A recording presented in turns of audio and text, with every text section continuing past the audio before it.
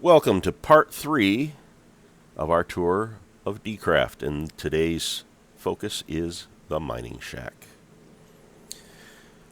This lovely building over here kept me alive for many weeks. As you notice, all the wonderful textures from Glimmer's Steampunk. We have a telescope from DCraft. Yes, that is a working chimney. I don't have the furnace running. One of these times I will. You'll get to see all the wonderful smoke that comes up and out. It is not in the building anymore. This is a little test block. I was looking at the textures for andesite, granite, and limestone as they are up against the cobblestone for Glimmer's Steampunk. Give you a view from the top so we can see this area a little better.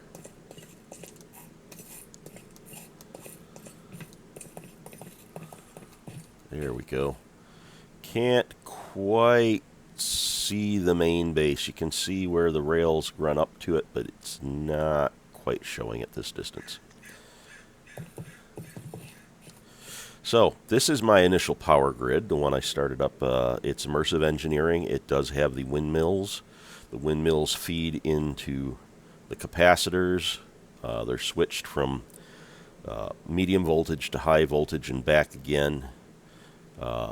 Rundown. This was all Immersive Engineering equipment down here. Only thing left at the moment is the squeezer, which is working on some carbon for me for electrodes. Out here is a little patch of hemp, which I did need for the windmills, and you need the fiber for a lot of other things. The seeds, don't know if I'm going to keep those to use for fuel or not. We will see. I have a huge supply of seeds to plant a big field. Intention is this is eventually going to be a tree farm or a regular farm of some sort out here. We will see in the future. The roof is slate. The wood is spruce. So it's quite pretty. We're going to mosey over here. These are salt collection evaporation tanks so that I have salt for the chemistry mod so that we can turn that into chlorine and thereby acid as well. This is from schematics. This is a little building diagram, and I've already clicked it so you can see the ghost image. You can actually come in here and just place the blocks, and you can change up the blocks if you want to change the structure that way. Or you can come back here and tap this again. It gives you everything you need to build this little building. All you have to do is have it in your backpack, click build, and it is supposed to build it. I have not tested this yet, but hopefully in the near future we can do that. These schematics are created by people all across the world, and they are available at websites across the internet. You just need to download them, load them into your pack, and then create the blueprints. Blueprints are a little pricey initially, but as you get established in the game, not so bad. This is the remnants of a skyhook network. The skyhook has been taken out. It causes the game to crash. I don't know if Buildcraft or Immersive will get this working again. I forget who does this. Must be Immersive. We'll get this working, but to date, anytime I have loaded it into the pack, the game has crashed. So right now it's just decoration. We'll give you a tour of the insides here.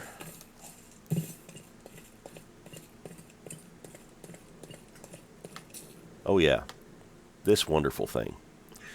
This connects to a high voltage breaker, which currently is set up to send the excess redstone flux over to the tower. But if I need to run the equipment here and I want to isolate it so all the power stays here, all I do is flip that switch. This is an input, this is an output, and then it tells the breaker, hey, don't send any energy. So we'll turn that back on and send all the excess over. This is the entrance. You'll note I have windows to check for mobs, and it is built like an airlock, so if the first door gets blown up, I have a second door to hide behind. That did happen several times shortly after building this, before I had all my torches out. So in here we have our furnace, we have our crafting bench, some storage of different types, our bloomery, which is currently full of iron. Get that going and make more. This is a storage area. This was actually our initial storage area. I've got a bigger one down below now. Turntable for DecoCraft, so you can make decorations. Yes, you can sit in the rocking chair. So, good thing. Take a break. Just sit back and watch the sunset some days. More storage. This is primarily for trees and food and plants. Oh my. Yeah.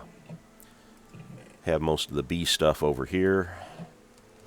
This is forestry. It's for working with the bees. And this is the architect's desk where we build the schematics to make that little building I showed you. Again, you just come in, you got to create a blueprint, put a blueprint in, select a schematic. It will go and inscribe it on the blueprint, pop it out, and then you just click somewhere outside with that blueprint and it will set up the building for you.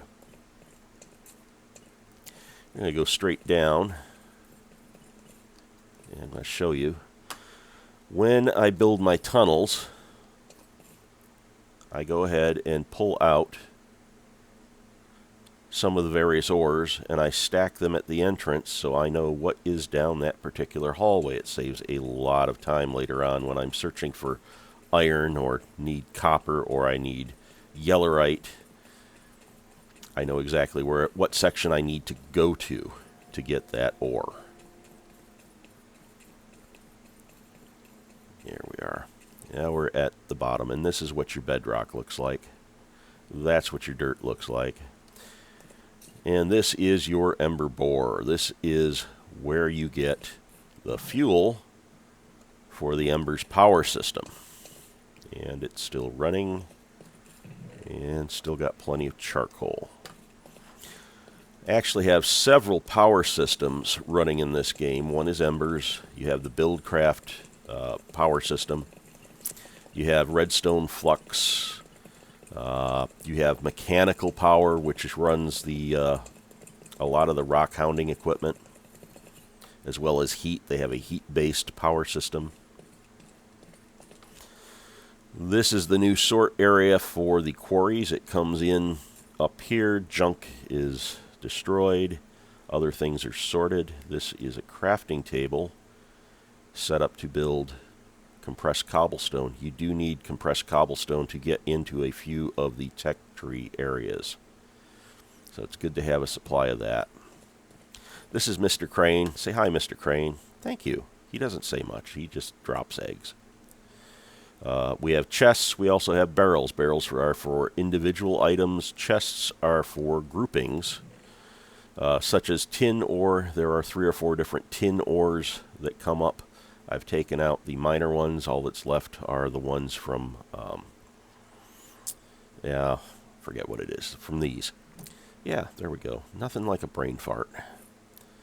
I've got these set up so you can see kind of how full the barrels are, and if you click down, you can see exactly the amounts and what they are. So anything left over ends up in here, either to be disposed of or resorted or be pulled over here as something special that I want to hold on to, like red orchids. Red orchids let you get redstone, which I really don't need at this point, but they're nice to have around. Up here is where I keep my ender lilies. Ender lilies are wonderful things. I've found 3 in all the grass breaking and digging and such. They're quite rare, but they keep you in a constant supply of ender pearls. Next time we will take you through that doorway, and you will get to see the mining dimension and all of the wonderful rocks that Rockhounding has available. So until next time, keep enjoying the videos. Leave us a comment. Leave us positive comments. We aren't interested in any negative ones.